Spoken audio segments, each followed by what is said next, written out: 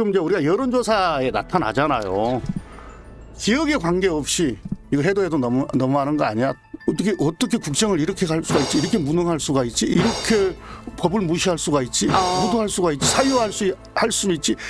누구나 다 그렇게 느끼고 있는 거예요. 그런데 민주당에서 이 대표 1심 선거 앞두고 집권 플랜 본부 가동에 들어갔는데 네. 이거 어떤 목적이라고 봐야 될까요? 그건 정당의 기본 임무죠. 지금 우리가 준비되지 않는 세력이 네. 정권을 잡았을 때 네. 대한민국이 지금 얼마나 망가지고 있는가 생생하게 보고 있지 않습니까? 네네.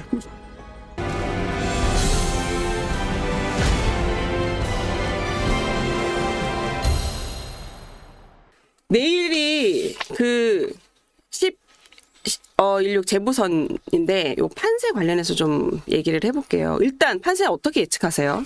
제가 지난주에 그 금정도 갔다 왔고. 다녀오셨어요? 네, 뭐 하루 내내 가서 선거운동했고 새벽에 출발해가지고 그리고 이제 금정 하루 하고 또 영광 가서 또 하루 하고. 핵심 지역구는 다 다녀오셨네요.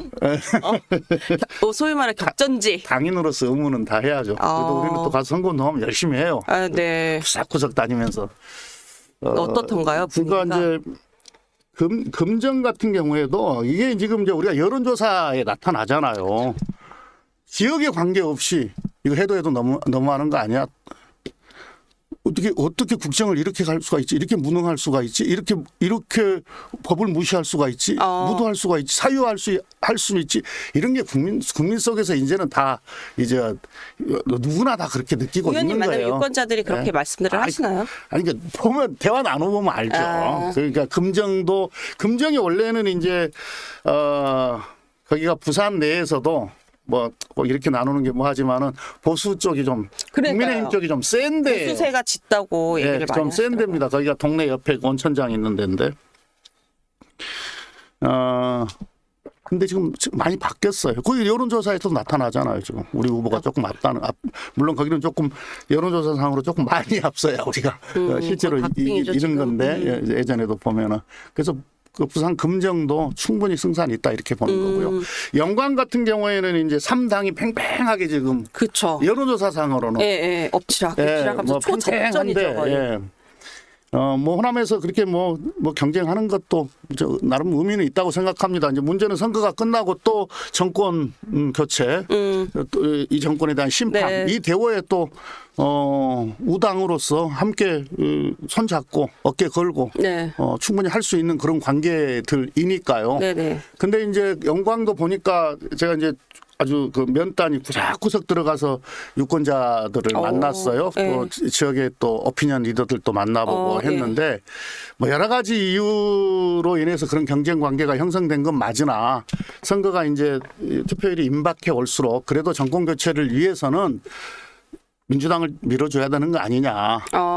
이런 말씀들을 많이 하셔요. 왜 그러냐면 이제 그 영광의 주민들도 지금 우리 국민들의 분노가 끌어오르고 있다. 이걸 다 알고 계시거든요.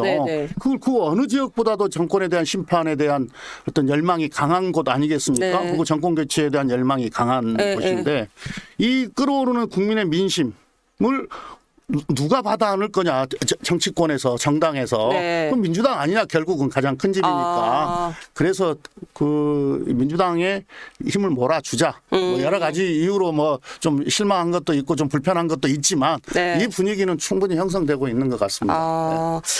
저 이철희 전 청와대 정무수석은 그 말씀하시더라고요. 영광 관련해서는 어쨌든 팽팽한데 야권이 영광에서는 팽팽하지만 민주당이 좀 더 집권 여당을 심판할 수 있는 큰 방망이를 더 센 방망이를 갖고 있다. 그래서 더 세게 때릴 수 있는 방망이를 갖고 있기 때문에 좀 더 몰아주지 않겠냐.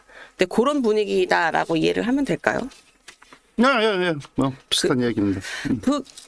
그러면은 뭐 한 2대2는 네 곳 중에서 2대2는 확실하고 3대1도 볼 수 있다. 그 강화도 강화도 지금 가능하다고 보시나요? 지금 붙었어요. 강화도. 이게 근데 강화도 워낙 또 국민의힘 강세 지역 아닙니까? 아니 저는 의원님의 판세 분석을 믿거든요. 왜냐하면 앞서 제가 한번 의원님의 판세 분석을 듣고 에이 너무 과한데? 그랬는데 그게 맞았어요. 제가 그걸 후배들한테도 여러 번 말해서 그래서 제가 그걸 그다음부터 좀 신뢰를 물론 하죠. 이제 다 선거는 열어봐야 갑자기 또 겸손해지시는데요. 제가 신뢰한다고 하니까. 투표하면 열어봐야 아는데 여기서 또 안 맞으면. 다만은 우리가 원래 이제 많이 좀 지는 데거든요. 그쵸, 거기는. 유권자 환경이. 근데 최근 여론조사가 붙었어요. 거긴 뭐 무소속 있고 해서 표가 갈려서 그렇게 되는 건가요? 아니 그 무소속 후보는 뭐 크게 힘을 못 쓰는 것 같긴 하고. 그래요? 그러니까 지금 국민들이 이 정권에 대해서 실망하고 분노하고 이 분노 게이지가 네. 엄청 높다니까요. 지금 그게 지역에 관계없이. 그리고 이 상태에서 원래 국민의힘을 지지했던 네. 그러니까 2번을 찍었던 분들이 투표장에 나가는 게 주저돼요. 주저된다. 그러니까 투표장에 나갈 이유가 별로 없어요. 심하게 없다. 이야기하면 투표장에 나가는 게 쪽팔려요. 창피해요. 지금 그런 상태라니까요. 그래서 부산도 그렇다니까. 그래요. 어쨌든 뭐 의원님 또 다들 내 지역에 후보가 있는데 뭐 몇 대 몇이다라고 하기 좀 곤란하실 테니까 제가 요선까지만 네. 집요하게 묻지 않고 기대하고 봅니다. 네, 센스 있게 요선까지만 여쭤보고 네, 좀 마무리를 또 이 선거 관련해서는 하는 걸로 하고 다만 하나 요거만 여쭤볼게요. 근데 호남에서 이렇게 민주당이 압승하지 않고 뭔가 박빙이라는 건 민주당이 주는 메시지가 있는 거잖아요. 아니 이제 그 지역에 따라 좀 달라요. 곡성은 또 압승을 하고 있잖아요. 그렇긴 한데. 근데 이제 영광이라는 데가 영광 그러니까 선거가 한두 가지 이유로 어떤 판세가 결정나고 이러지는 않거든요. 그러니까 유권자가 어떤 투표를 하는 데 있어서 선거 때 투표를 하는 데 있어서는 여러 가지 요인들이 이유가 있는 거고 여러 가지 요인들이 작용을 하는 거예요. 네. 그러니까 영광은 그러니까 일반적인 이게 그 호남 민심과 또 다른 뭐 여러 가지 유권자들의 투표 행위를 결정하는 요인들이 있는 거죠. 그 지역에만 존재하는 지역 이슈라고 뭐 보시는 지역 거예요? 이슈도 있고 뭐 지역 정치인들 관련한 이슈들도 있고 또 뭐 후보 선출 과정 뭐 이런 것도 있고 그런 거예요. 중앙당에 관련된 이슈는 낮다고 보시는 거예요? 낮다. 알겠습니다. 그 이재명 대표 관련해서 조금 말씀을 여쭤볼게요.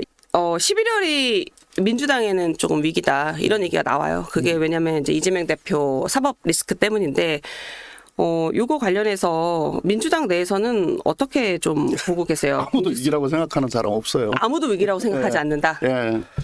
위기였으면 좋겠다고 희망하시는 분들이 자꾸 위기설을 만들고 있는 거죠.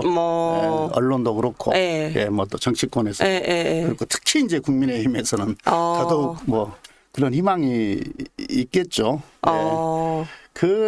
물론 뭐 여러 가지 이렇게 법리적으로 놓고 볼 때 뭐 저는 뭐 무죄 가능성이 높다고 보고요. 두 개 다 공직선거법이랑 위증조사 다. 뭐 그걸 가지고 유죄를 어떻게 때려요.